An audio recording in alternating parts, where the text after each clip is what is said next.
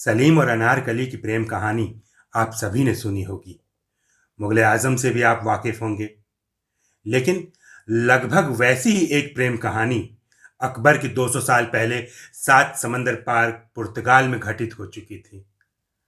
अनारकली की कहानी की तरह इस पुर्तगाली कहानी में भी 3 किरदार हैं: बादशाह, शहजादा और कनीज। अकबर की जगह बादशाह है अल्फांसो। शहजादे के रूप में सलीम की जगह है पेद्रो या पीटर। और दासी के रूप में अनारकली की जगह है इनेज। कहानी की बारीकियां थोड़ी अलग हैं, नाम और हालात थोड़े अलग हैं, लेकिन पेद्रो और इनेज की ये प्रेम कहानी सुनकर मुगलिया सल्तनत की मशहूर दास्तान इश्क का याद आना लाजिम है। आज से 700 साल पहले का समय, सन 1340 का बरस। पुर्तगाल के राज सिंहासन पर बादशाह अल्फांसो बैठा था।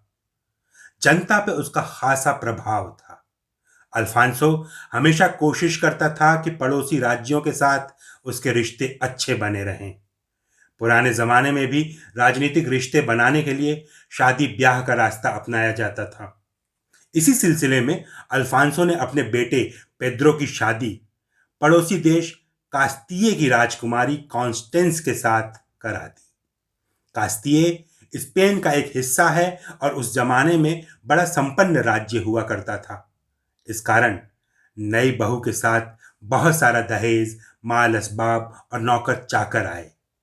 नौकरानियों के उसी समूह में शामिल थी हमारी कहानी की नायिका इनेस दी कास्ट्रो। उस समय शहजादे की उम्र थी 20 साल, उसकी पत्नी कॉन्स्टेंस की उम्र थी 17 साल और इनेस की उम्र थी 15 साल। इनेस दी कास्ट्रो बेहद खूबसूरत थी। शहजादे ने उसे देखा और अपनी पत्नी को भूल गया। देखते ही देखते उन दोनों के बीच मोहब्बत परवान चढ़ने लगी। बात का बतंगड़, तिल का ताड़, सरगोशियां, कानाफूसियां सब होने लगी। कॉन्स्टेंस ने अपने पति और नौकरानी के बीच के इस रिश्ते को छुपाने और दबाने की बहुत कोशिशें की, लेकिन नाकाम रही। पेद्रो और इनेस को किसी का डर नहीं था। दोनों खुलेआम प्यार का इजहार करते। महल में, बगीचे में, गलियारों में, हर जगह हर समय दोनों साथ दिखाई पड़ते। फिर तो राज दरबार में हड़कंप मच गया। बादशाह को सारी बातें बताई गईं, मंत्रियों की सभा बुलाई गई। सभी ने पेद्रो और इनेस को समझाने की कोशिश की कि अपनी मोहब्बत को या तो दबा लो या छिपा लो। इस पूरी कहानी में सबसे ज्यादा दुखी थी कॉन्स्टेंस। वो अपनी किस्मत पे रोती रहती। खबर उसके मायके यानी कास्तिये में भी पहुंच गई। वहां के लोग और अधिक क्रोधित हो गए।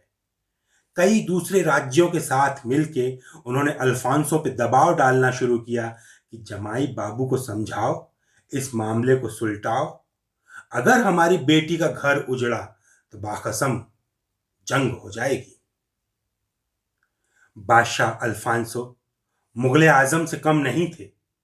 अपनी इज्जत को लेकर हमेशा संजीदा रहते थे और इंसाफ के लिए किसी को भी सजा दे सकते थे।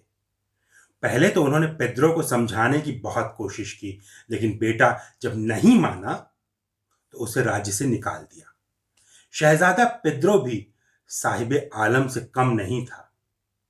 उसके पास भी अपनी शक्ति थी, सत्ता थी। जगह जगह उसके खास लोग भरे हुए थे। उसने राज्य के बाहर एक मठ में इनेस डी कास्ट्रो को रखने का पूरा इंतजाम कर दिया और चोरी चोरी उससे मिलने लगा। शहजादे की इस बिंदासियत पर बादशाह हैरान हुआ और उसने मठ के बाहर 1000 तरह के पहरे लगा दिए। लेकिन शहजादा किसी न किसी तरकीब से अपनी माशूका से मिल ही लेता था। कभी खिड़की पे चढ़ के तो कभी पहरेदारों को रिश्वत खिला के।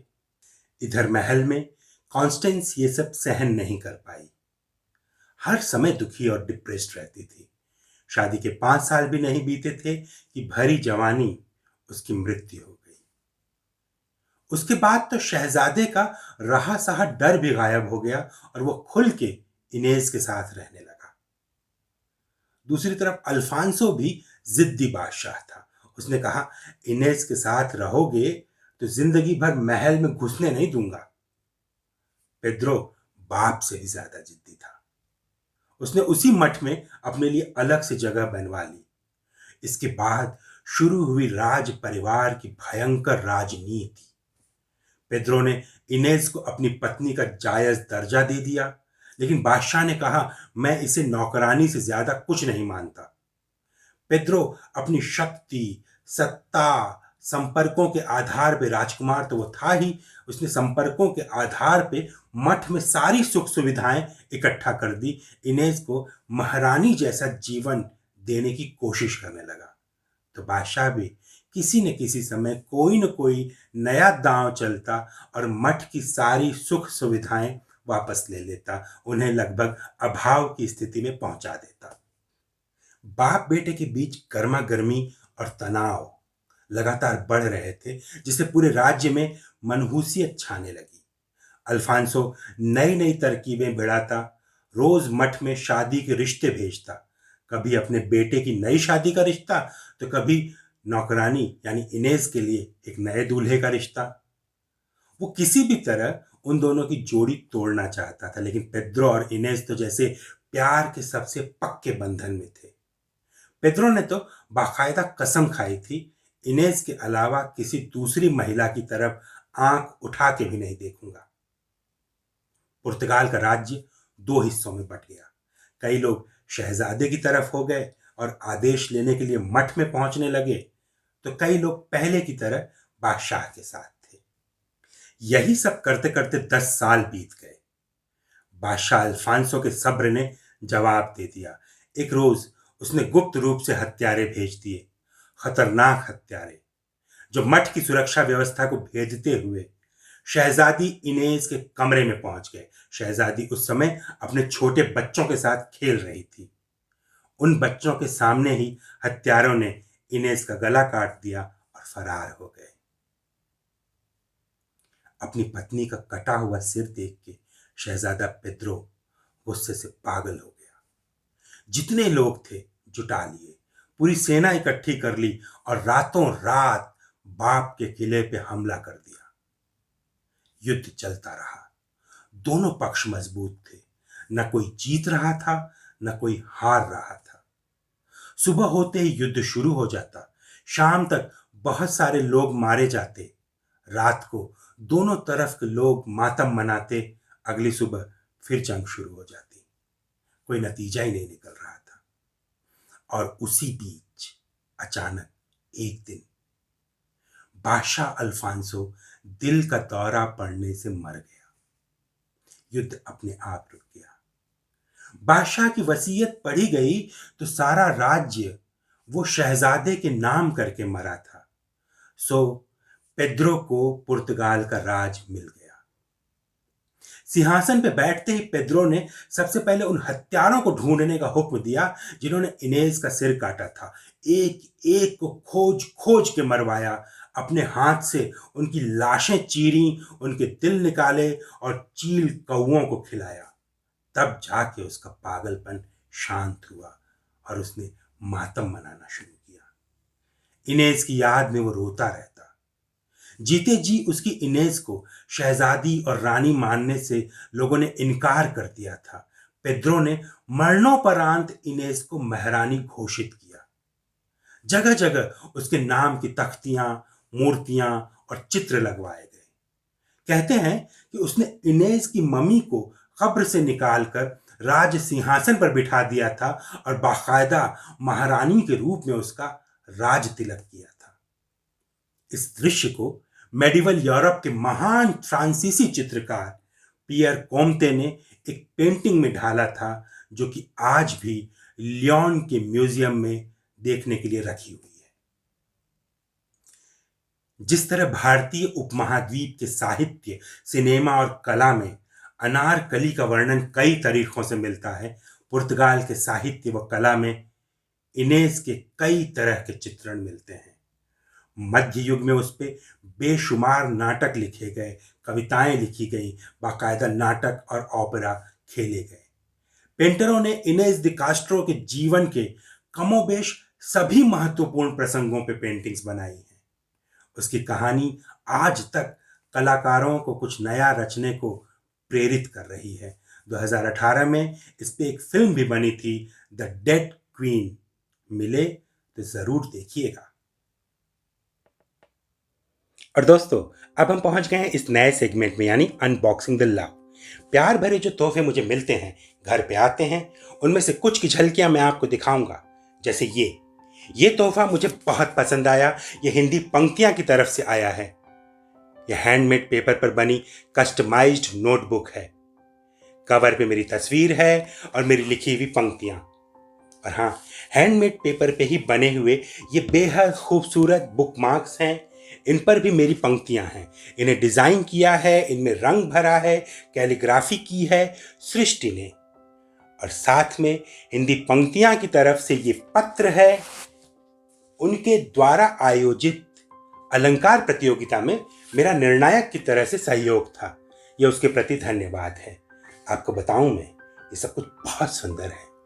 और ये जो हैंडमेड पेपर है, इसमें छोटे छोटे बीज लगे हुए हैं। यानी कभी इस पेपर की जरूरत खत्म हो जाए तो इसे यूं ही रद्दी में फेंकना नहीं है, बल्कि फाड़ के इसके छोटे छोटे टुकड़े कर देने हैं और अलग अलग गमलों में लगा देना है। इसमें ये जो बीज चिपके हुए हैं, गमले में यही पौधा बन के उग जाएंगे। ये फूलों के बीज हैं। इस कागज से फूल खिलेंगे। ये कितनी सुंदर बात है। साथ में देखिए, कलम भी है, बॉल पेन और मेरी पसंदीदा इंक पेन दवात के साथ। और ये 2 खूबसूरत मास्क भी हैं। मुझे बहुत खुशी होती है जब हमारे दोस्त पर्यावरण को लेकर के इस कदर अच्छा काम करते हैं। हिंदी पंक्तियां को मैं बहुत धन्यवाद देता हूं इन तोहफों के लिए। हिंदी पंक्तियां जो कि इंस्टाग्राम, ट्विटर, फेसबुक पर हिंदी के प्रचार प्रसार के लिए लगातार सक्रिय है। यह दीपक जोरवाल की जोरदार पहल है, पथिक घीवाला और सृष्टि का समर्पण है। इन तीनों को धन्यवाद और हिंदी पंक्तियां की पूरी टीम को धन्यवाद, शुभकामनाएं। इनके अलावा बहुत सारी टोपियां हैं। ये पहाड़ी टोपी, ये अफगानी टोपी, ये बीनी कैप, ये हमारी मित्र विमला जी ने भिजवाई हैं नए साल के मौके पर। Thank you. और दोस्तों के भेजे हुए बहुत सारे फूल हैं जिनकी उम्र हो गई, लेकिन जिनकी सुगंध मैं अब भी अपने आसपास महसूस कर सकता हूं। उनके लिए धन्यवाद।